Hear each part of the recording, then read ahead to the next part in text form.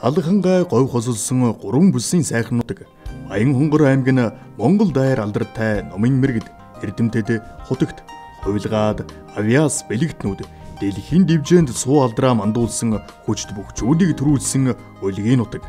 Хүмүүн үүслийн цалиг түүхтэй агуй хүүгдээдсээс заяа буйна хайрлсан энэ ариун дагшин уул усныхаа нэрийг өндөр дөргөж эрхэм дээд алдрын эзэд төрөн гарч байгаа нь юутай багталтай байна. Тэдний нэг нь Монгол улсын хөдөлмөрийн баатар хэмээх алдар зул хүртсэн Дамдын сүрэнгийн жаргал сайхан юм. Жаргал сайхан нь 1976 оны 7 дугаар сарын 13-нд 8 хүүхэд төрүүлж өсгсөн өнөр бүлийн 7 дахь хүү болон Баянхонгор аймгийн Баян Оос хүнд төржээ. Түүний аав Дамдын сүрэн нь алтан шар замдаа хөлгийн жолоо хатгасан эгэл тээвэрчин жолооч төдийгүй Монгол бүхийн дивжээнд урам их Ирбэра гайхуулан төмөн олноо баясгаж аймгийн арслан цол хүрдсэн бүх хүн билээ. Ээж долгор нь худалдаа үйлчлэгээний салбарт үр бүтээлтэй ажилласан ийм л эгэл жирийн гэр бүлд өсөж өндийсэн хүү юм. Том ах сосор барман төрийн сойрхолд гавьяат жүжигчин цол хүрдсэн авиастан төдийгүй ардчилсан хувьсгалын анхдагчдын нэг билээ. 1990-ад оны ардчлал зах зээлийн шилжилтийн үед аав Дамдын сүрэн нь өмч хувьчлалаар хөдөө гарч малмаллан Монгол улсын сайн малчин хэмээх эрхэм хүндтэй цолыг хүртжээ.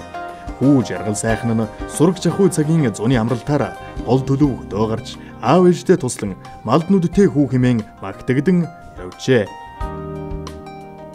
1995-аас 1996 онд хугацаа зэргийн албаа хаагаад улмаар Сум аймагтай бүрэн дунд боловсрол эзэмшиж олон улсын бизнесийн эдийн засгийн дээд сургууль болон удирдлагын академи төгссөн дээд боловсрол эзэмшжээ.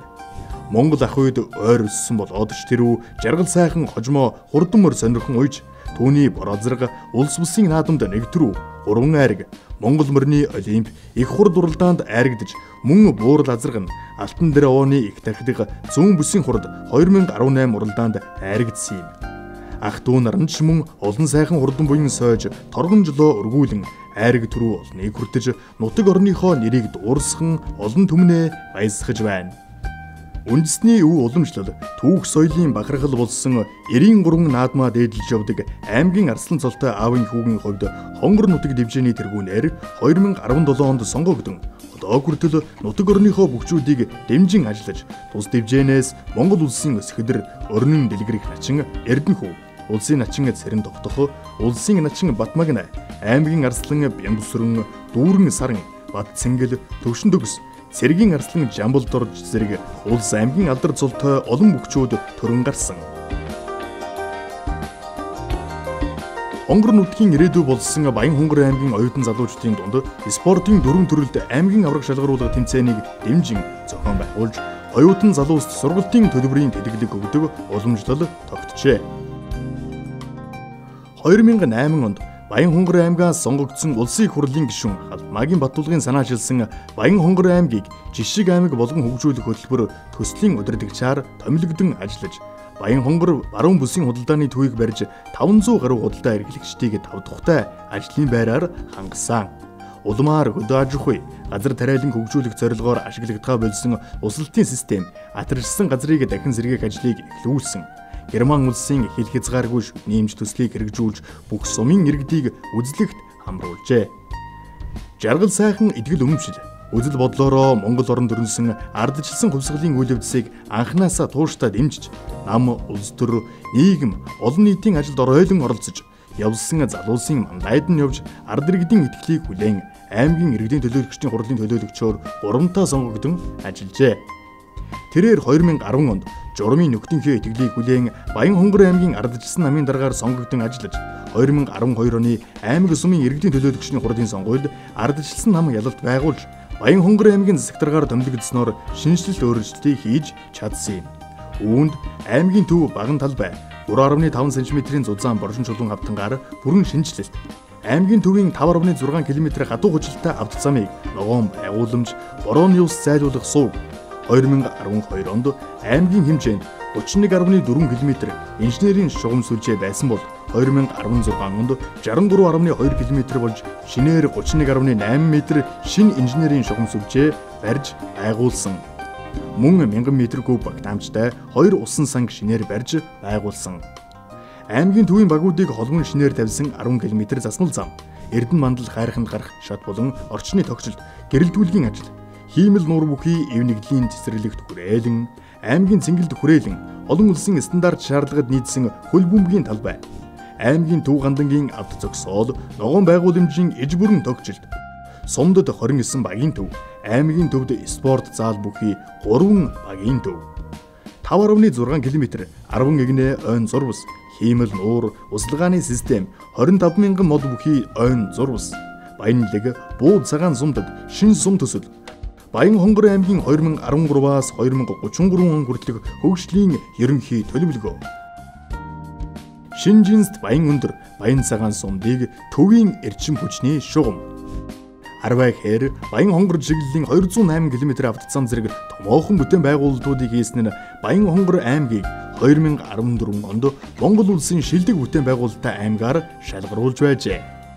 Мөн боловсролын салбарт хөрөнгө оруулалтыг хийж сургууль, сургуулийн өмнөх боловсролын хамрагдлалтыг нэмэгдүүлэхийн зэрэгцээ зочин багш, ном, авьяас, зөв Монгол хүүхэд, хонгорын авьяаслаг хүүхдүүд зэрэг төсөл хөтөлбөрүүдийг хэрэгжүүлэн сургалтын амжилтыг ахиулахын зэрэгцээ хүүхдүүдийн авьяас чадварыг нээн илрүүлэх, багш нарыг харилцах, суралцах нөхцөлийг бүрдүүлэн ажиллаж 2016 онд эсэлтийн ерөнхий шалгалтын дүнгээр улсын хэмжээнд Баянхонгор аймаг 3 дугаар байрт шалгарч байсан. Аймгийн нэгдсэн эмнэлгийг онцлогооны төв болох зорилт дэвшүүлэн 1.3 тэрбум төгрөгийн 14 нэр төрлийн тоногд хөрөмжөөр ханган дараагийн шатлалын эмнэлэгт эмчтүүлэгчдийн тоог 20% бууруулсан. Мөн аймгийн хэмжээнд эрүүл өрх аяны хүрээнд бүх нийтийн эрүүл мэндийн урьдчилан сэргийлэх хүсдгийг бүх сумдад зохион байгуулж нийт иргэдийн 60%-ийг хамруулж байлаа. Аймгийн хэмжээнд хариуцлагагүй уул уурхайд эвдэрсэн газрын тооллогыг явуулан нөхөн сэргээл хийх журмыг аймгийн иргэдийн төлөөлөгчдийн хурлаар батлуулан ажиллаж эвдэрсэн 596 га газраас 367 газрын нөхөн сэргээлтийг хийхин зэрэгцээ уул уурхайн салбараас аймагт орох хөрөнгө оруулалтыг нэмэгдүүлсэн нь аймгийн хөгжил, хөрөнгө оруулалт, бүтээн байгуулалтын ажил ихээхэн түлхэц болжээ. Бэлчээрийн мал аж ахуйг эрчимжүүлэх, цөөн тооны малаас өндөр ашиг шим авах, залуу малчдад мал маллах арга ухаан сургах, боловсролын төвшинг дээшлүүлэх зорилгоор малчин фермер сургалтыг 4 үе шаттай зохион байгуулж 2000 малчин залуус сургалтанд хамрагджээ. Эдгээр хийж хэрэгжүүлсэн бүтээн байгуулалт, төсөл хөтөлбөрүүд нь иргэдийн ая тухтай амьдрах орчин бүрдүүлсэн ч одоо Баянхонгорчуудын талархлыг хүлээсээр байна. Жаргал сайхны төрөлхийн үнэн шудраг, цэгц шулуун зан төрөгтэй, альва ажилд хоёргүй сэтгэлээр ханддаг, уйггүй хөдөлмөрч, дайчин шинж чанар нь төрийн хариуцлагатай, өндөр албыг хаших чадвартай шин залуу өдөрдөгч гэдгийг харуулсан юм.